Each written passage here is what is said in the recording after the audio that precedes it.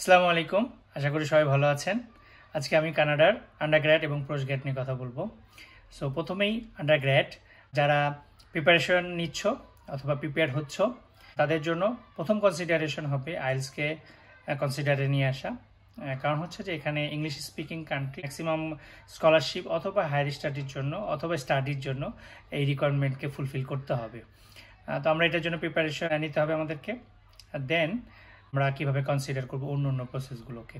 তো আমি কনসিডার করতে বলবো এক্সট্রা কারিকুলার অ্যাক্টিভিটি।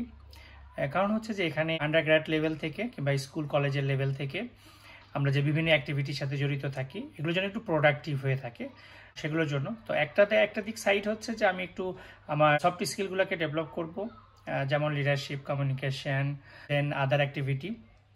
সঙ্গে হচ্ছে যে আমি কিছু টেকনিক্যাল স্কিল ডেভেলপ করার চেষ্টা করব যেগুলো আমাকে খুব হেল্প করবে। যেরকম আমি কোনো সায়েন্সের কোনো প্রজেক্টে যদি ইনভলভ থাকি কিংবা আমি কোনো সোশ্যাল কোনো অ্যাক্টিভিটির সঙ্গে ভলেন্টিয়ার অ্যাক্টিভিটি হইতে পারে, যে আমি বিভিন্ন হেলথ অর্গানাইজেশনের যেগুলো প্রজেক্ট হয়ে থাকে, রক্তদান প্রকল্প কিংবা অন্য মানুষদেরকে হেল্প করার জন্য, ফিনান্সিয়ালি চ্যালেঞ্জ মানুষদেরকে হেল্প করার জন্য, তারপর স্ট্রিট চিলড্রেনদেরকে হেল্প করার জন্য এই বিভিন্ন ধরনের প্রোগ্রাম আমাদের দেশে এই মুহূর্তে চালু আছে।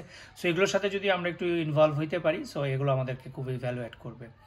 আরেকটা হচ্ছে যে আমি যদি বিভিন্ন ধরনের কম্পিটিশন কিনা ম্যাথ কম্পিটিশন হতে পারে, ফিজিক্স কম্পিটিশন এবং সোশ্যাল এন্টারপ্রেনারশিপগুলো, তো এগুলো কি আমার একদম হাই লেভেল হইতে পারে কারণ আমরা এখানে আন্ডারগ্র্যাড নিয়ে চিন্তা করছি। সো এখানে একেবারেই বেসিক জাস্ট আমার একটা ইনভলভমেন্ট আছে, এখানে আমি গিয়েছি, আমি ওখান থেকে বেসিক জিনিসগুলোকে পেয়েছি, দ্যাটস গুড। এরকম না যে আমি এক জায়গা থেকে শুনে আসলাম বাট আমি আসলে টেক ওয়ে পয়েন্টটা নিতে পারি নাই কিংবা আমি বুঝতে পারি নাই, সেটা আবার আমি আমার সিভিতে লিখবো, এরকম না, কিংবা আমি আমার রিপোর্টগুলোতে লিখবো। যেটা আমি রিয়েলি বুঝতে পেরেছি, রিয়েলি আমার নলেজ আছে, সেগুলো লিখ। কারণ এগুলো কি ইন্টারভিউয়ের সময় কিংবা অন্য যে কোনো এক্সামের সময় এটাকে ভেরিফাই করা হবে। সো আমি যদি যেটা লিখেছি সেটার সঙ্গে যদি আমার কাজের মিল না থাকে তাহলে কিন্তু আবার রিজেকশনের সম্ভাবনা অনেক বেশি হয়ে যায়। তো এই জন্য আমি যেটা পারি এবং যেটা আমার অলরেডি অ্যাডপ্ট হয়েছে, আমি যেটাকে অলরেডি ডান কিংবা আমি রিয়েলি কমপ্লিট করেছি অথবা আর্ন করেছি সেগুলোকে আমি লিখব। এরপরে হচ্ছে যে আমি কনসিডার করবো এসে রাইটিং এর ক্ষেত্রে, যে আমি কিভাবে, আমি কাকে আইডল মানি, কাকে ফলো করি এবং আমার স্ট্যাটাস থেকে কিংবা এই পজিশন থেকে আমি কিভাবে চিন্তা করছি যে আমি কি কি করতে পারি, আমার কি কি ফিউচার প্ল্যান, তো এই ধরনের চলে আসবে অথবা মোটিভেশন লেটারে চলে আসবে। সো এই জিনিসগুলোকে আমি লিখবো। সাথে হচ্ছে যখন আমি মোটিভেশন লেটার লিখছি সো তখন কিন্তু আমার যে স্ট্রেংথগুলো সেগুলোকে হাইলাইট করতে হবে। তো সো এই জন্য বিভিন্ন কম্পিটিশনে যদি আমি অ্যাটেন্ড করি, সেখানে যদি পার্টিসিপেট করি, সেখানে যদি আমার কোনো সাকসেস স্টোরি থাকে সেগুলোকে করবো। আরেকটা হচ্ছে যে প্রোগ্রাম ম্যানেজমেন্ট, যেহেতু একটা ইভেন্ট হচ্ছে, সেই ইভেন্টের সাথে যদি আমি ডিরেক্টলি অ্যাজ অর্গানাইজার হিসাবে কিংবা তাদের পার্ট হিসেবে যদি অ্যাটেন্ড করে থাকি সো সেই অ্যাক্টিভিটিগুলোকে আমাদেরকে ডিসক্রাইব করতে হবে, যেগুলো আমার স্ট্রেংথ, যে আমি একটা এত মানুষের একটা প্রোগ্রাম করেছি, এতদিন ব্যাপী চলেছে। সো এই জায়গাগুলো তো, কিংবা ইভেন এখন যেগুলো লাইভ সেশন হচ্ছে কিংবা অনলাইন ওয়ার্কশপ হচ্ছে সেগুলোতেও যদি আমি অ্যাটেন্ড করে থাকি তো সেগুলো কিন্তু আমরা এখানে ইনক্লুড করতে পারি। গেল একটা এক্সট্রা কারিকুলাম অ্যাক্টিভিটি এবং আমার হচ্ছে যে এসওপি, কারণ এগুলো একটার সাথে রিলেটেড। সো 4 নাম্বার পয়েন্টে আমাদের আসবে আমাকে রিকমেন্ডেশন লেটার, যে আমার টিচারের কাছ থেকে আমি রিকমেন্ডেশন লেটার নিব। সো আমি কিভাবে নিব, যে আমাকে স্পেসিফিক আমার জন্য যেন সে লেটারটা লেখে, মানে হচ্ছে আমার যে ইউনিক কোয়ালিটিগুলো আছে এর মধ্যে একটা হইতেই পারে যে লিডারশিপ কিংবা ইনোভেটিভ থিঙ্কার, অ্যাপ্রোচ পজিটিভিটি, যে এই জিনিসগুলো যে আছে, বা রেজিলেন্ট। সো এই কোয়ালিটিগুলো, ডিটারমিনেশন আছে, আমি এগুলোকে আমি হাইলাইট করতে পারবো এবং পার্সোনালি কিছু এক্সাম্পল দিয়ে যে একটা ইভেন্টে কিংবা একটা রিসার্চে, একটা থিসিসে, একটা ওয়ার্কশপে যে এইভাবে অ্যাক্টিভিটিগুলো করেছে। সো এখান থেকে আমি এই জিনিসগুলো দেখেছি তার মধ্যে।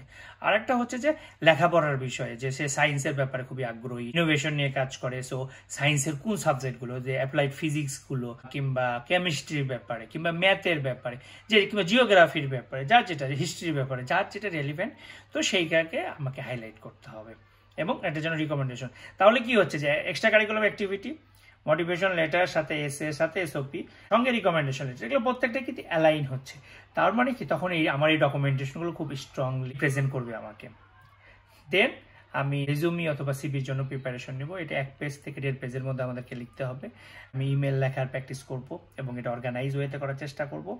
দেন আমি এগুলোকে সবগুলোকে যখন আমার ফিনিশ, আমার আইএলটিএস স্কোর এসে গেছে, আমার রিকমেন্ডেশন লেটার নেওয়া হয়ে গেছে, আমার এক্সট্রা কারিকুলার অ্যাক্টিভিটি রিপোর্টগুলো আমি সবগুলো লিখে ফেলেছি, মোটিভেশনে এসে এগুলো সবগুলো যখন শেষ করেছি আমি করব কি আমার কোনো টিচারের কাছ থেকে, আমার কোনো ফ্রেন্ডের কাছ থেকে কিংবা আমার কোনো সিনিয়র ভাইয়ের কাছ থেকে আমি এই জিনিসগুলোকে ভেরিফাই করায় নেব। এবং এখানে আমি চেষ্টা করব যে আমাদের হিউম্যান নেটওয়ার্ক ডেভেলপ করার জন্য, যাতে আমাদের সিনিয়র ভাইরা গিয়েছে অথবা যারা চলে গেছে ওখানে, সো তারা যেন আমাকে এই ব্যাপারে কমেন্টস করতে পারে, আমাকে পজিটিভ ফিডব্যাক দিতে পারে। আর একটা ব্যাপার হয়ে যায় যে অনেক সময় বলে যে রিসার্চ প্রপোজাল, অনেক সময় কি যে আমরা ওটা নিয়ে রিসার্চ করছি না, কিন্তু তারপর আমাকে বলে যে তুমি একটা পেপার সাবমিট করো, অনেক জায়গাতে রিকোয়ারমেন্টে দেখা যায়। তো তখন আমরা কি করব, আমরা করব কি একটা প্ল্যান, যেটা কিনা আমার ফিউচার অ্যাকশন প্ল্যানের মধ্যে, যেটা আমি এসেতে অলরেডি ডিসক্রাইব করছি অথবা অন্য জায়গাতে ডিসক্রাইব করছি, সেগুলোকে একটু সুন্দর করে একটা প্রজেক্টের আকারে দাঁড় করায় আমাদেরকে এটা সাবমিট করতে হবে কিংবা দিতে হবে। তো এভাবে প্রিপারেশন নিলাম। এখন আমি পোস্টগ্রেডের জন্য যারা প্রিপারেশন নিচ্ছে, মানে হচ্ছে যে তারা অলরেডি আন্ডারগ্র্যাড অথবা অনার্স অথবা ডিগ্রি কোর্স কমপ্লিট করে ফেলেছে আমাদের দেশের রেসপেক্টে, যারা কিনা মাস্টার্সের জন্য অথবা পোস্টগ্রেডের জন্য ট্রাই করছে অথবা পিএইচডির জন্য ট্রাই করছে, সো তাদেরকেও সেম প্রসেসটাই ফলো করতে হবে। এখানে আইএলটিএস দিতে হবে, এক্সট্রা কারিকুলার অ্যাক্টিভিটিগুলো হবে এখানে তাদের জন্য ম্যাচিউর। কারণ হচ্ছে যে তারা একটু আরও, যেহেতু তারা 4 বছর ইউনিভার্সিটিতে ছিল অথবা কলেজে ছিল, সো তাদের কিন্তু ওখান থেকে যে ইনফরমেশনগুলো কিংবা যে নলেজটা আন হয়েছে এটা যেন এখানের সাথে রিলেট করে। এবং এখানে একটু হাই ভলিউমের দেখতে হবে, অ্যাজ এ বয়সের ব্যাপার এবং এডুকেশনের লেভেল হিসাবে আমাদেরকে এটা রিপ্রেজেন্ট করতে হবে। এবং এখানেও তুমি কনসিডার করতে হবে যে আমাকে ইংলিশ প্রফিসিয়েন্সি, এরপর এক্সট্রা কারিকুলার অ্যাক্টিভিটি যেটা একটু আগে বললাম, দেন কিনা আমার এসে এবং মোটিভেশন লেটার এবং এসওপি যেটা যে রিকোয়ারমেন্ট হিসাবে চাবে কিংবা যে ল্যাঙ্গুয়েজে চাবে, সো সেইভাবে আমি এটাকে প্রিপেয়ার করবো এবং দিব।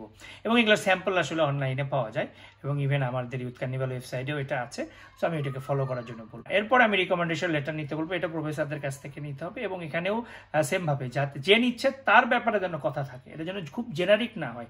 কারণ অনেক সময় লো সিজিপিএ অথবা অন্য অন্য কিছু ব্যাকলগ অবশ্যই আমাদের থাকে, সবারই কম বেশি কোনো না কোনো জায়গায় ব্যাকসাইড থাকে। সো এই রিকমেন্ডেশন লেটার আসলে আমাদেরকে হেল্প করবে ওই জায়গাগুলো থেকে রিকভার করার জন্য। তো আমরা এখানে ফোকাস করব। দেন আমি আবার আসবো সিভি, এবং এখানেও সিভিতে একটু ম্যাচুরিটি থাকতে হবে, যে আন্ডার গ্র্যাডের সময় এটা বেসিক ছিল কিন্তু আমার এখানে এটা অ্যাডভান্স। সো আমি ওইভাবে আমি প্রিপারেশন নিব যে আমার স্কিলগুলো, আমার স্ট্রেংথগুলো যাতে শুরুর দিকে থাকে।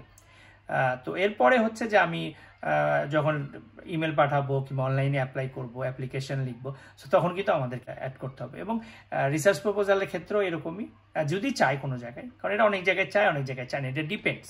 তো এই জন্য ওপেনলি এটা বলা যাচ্ছে না, কিন্তু আমাদের যেটা হবে যে আমরা কিন্তু ওইভাবে প্রিপারেশন নিয়ে আমরা যদি বলে তো আমরা প্রজেক্ট দাঁড় করায় আমাকে প্রপোজালটা করতে হবে। এবং এটার জন্য আমাদের আর্টিকেল আছে ইউথ কার্নিভাল সাইডে, আমি এটা দেখার জন্য বলবো। দেন আমি যখন সব সামারাইজ করলাম, তো আমি আসলে কোথায় দিব, আন্ডারগ্র্যাডের জন্য যেমন ইয়র্ক ইউনিভার্সিটির আছে, ব্রিটিশ কলম্বিয়ার স্কলারশিপ আছে, আন্ডারগ্র্যাডের জন্য ক্যালগারি আছে, ওয়াটারলুর আছে।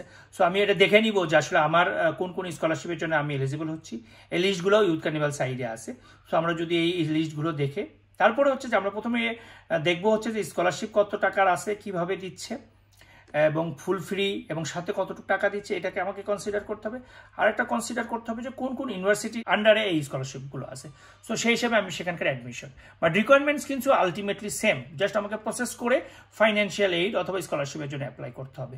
সো আমি যদি এই অনলাইনের এই প্রসেসগুলো ফলো করি স্টেপ বাই স্টেপ, এবং আমি এখানে অথেন্টিসিটির ব্যাপারে বলবো, কারণ অনেকে প্রমিস করে যে হাইল টেস্ট ছাড়া অথবা অমুক কোয়ালিটি ছাড়া তমুক কোয়ালিটি ছাড়া সম্ভব, এটা কোয়াইট ইম্পসিবল। কারণ হচ্ছে যে যদি আমার কোনো ইউনিভার্সিটি যদি ইংলিশ প্রফিসিয়েন্সি নাও চায়, আমাকে এম্বাসি অবশ্যই আটকাবে যে আমার এটা নাই কেন, কিংবা এটার জন্য অনেক বেশি টাকা খরচ করতে হবে, 5 লাখ 6 লাখ টাকা খরচ করতে হবে। তার চেয়ে আমি একটা যদি এক্সাম দিয়ে যাই আমার অনেক বেশি ইজি হবে। আর আলটিমেটলি ওখানে গিয়ে তো আমাকে যদি আমি বাইরে জব করি কিংবা আমি পরবর্তীতেও যদি থেকে যাওয়ার চেষ্টা করি, ইমিগ্রেশন নিয়ে চিন্তা করি, সো আমাকে কিন্তু এই প্রফিসিয়েন্সির ব্যাপারে কনসিডার করতেই হবে এবং এক্সট্রা কারিকুলার অ্যাক্টিভিটির প্রতি কনসিডার করতেই হবে। সো এগুলো বাদ দিয়ে যাওয়াটা হচ্ছিল ওয়াইজ না, এগুলোর জন্য প্রিপারেশন নিয়ে যাওয়া। এবং এটা কিন্তু যে কোনো সাবজেক্টেরই মানুষ হইতে পারে। অনেক সময় আমি দেখেছি হিস্ট্রি, ইসলামিক হিস্ট্রি নিয়েও অনেকে কথা বলে, টেক্সটাইল ইঞ্জিনিয়ার নিয়ে, যে ওনারা অনেক কনফিউজ থাকে। সো আলটিমেটলি কিন্তু সব জায়গাতেই কাজ আছে এবং সবগুলোতেই আমরা কিন্তু স্কলারশিপ কিংবা হায়ার স্টাডি নিতে পারি। ইভেন সিভিল ইঞ্জিনিয়ার সহ আরও যতগুলো সাবজেক্ট আছে আমরা কিন্তু রেলিভেন্ট সাবজেক্ট দেখে এটা সার্চ করতে পারি। এনভায়রনমেন্ট সায়েন্স হইতে পারে। তো আমাদের যেটা টার্গেট থাকবে যে আমরা রিকোয়ারমেন্টসগুলো ফুলফিল করে, এগুলো হচ্ছিল বেসিক। অর ফান্ডামেন্টাল, এই হিসাবে দেখে যদি আমরা যখন আমার পার্টিকুলার সাবজেক্টের জন্য ট্রাই করব, এটা অনেক বেশি ইজি হয়ে যাবে। এবং সবাইকে বলবো যে যারাই কিনা বাইরের জন্য চেষ্টা করছে, স্পেশালি ফার্স্ট ওয়ার্ল্ড কান্ট্রিগুলোতে, এখানে বেসিক কম্পিউটার সায়েন্সের অথবা যদি বেসিক ইনফরমেশনগুলো, যে আজকে যে কাটিং এজ টেকনোলজিগুলো আছে, এটা যদি বেসিকগুলো আমরা জানি এবং আমার সাথে কিভাবে রিলেটেড, যেমন ফার্মাসির সাথে অনেক বেশি রিলেটেড, হেলথ এডুকেশনের সাথে অনেক বেশি রিলেটেড, ইকোনমিক্সের সাথে রিলেটেড, ফাইন্যান্সের সাথে রিলেটেড।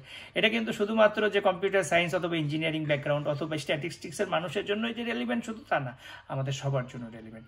এই জন্য আমাদেরকে এই জায়গাগুলোতে যদি আমরা ফোকাস করি, যেটা আজকে বিষয়গুলো ছিল, তা আমরা কিন্তু অনেক বেশি, কারণ হচ্ছে যে আমরা যখন স্কলারশিপ হায়ার স্টাডি করব, সাথে ইন ফিউচারে আমার ইমিগ্রেশনের জন্যও কিন্তু আমরা এলিজিবল হয়ে যাব। এবং এটার জন্য আমার আলাদা একটা ভিডিও আছে এবং এগুলোর আসলে সেকেন্ড ভার্সনও আবার আসবে, যে আরও ডিটেল লেভেলে কথা বলার জন্য। সো আপনারা সাথে থাকবেন, এবং যারা এখনও আমাদের ইউটিউব চ্যানেলকে সাবস্ক্রাইব করেন নাই, তাদেরকে আমি রিকোয়েস্ট করব রিয়েলি আপডেটেড হওয়ার জন্য, এবং এগুলোকে আপনাদের লাইফে ভ্যালু অ্যাড করবে। সো সাবস্ক্রাইব করেন, সাথে থাকেন। অসংখ্য ধন্যবাদ। আল্লাহ হাফেজ। দেখা হবে নেক্সট এপিসোডে।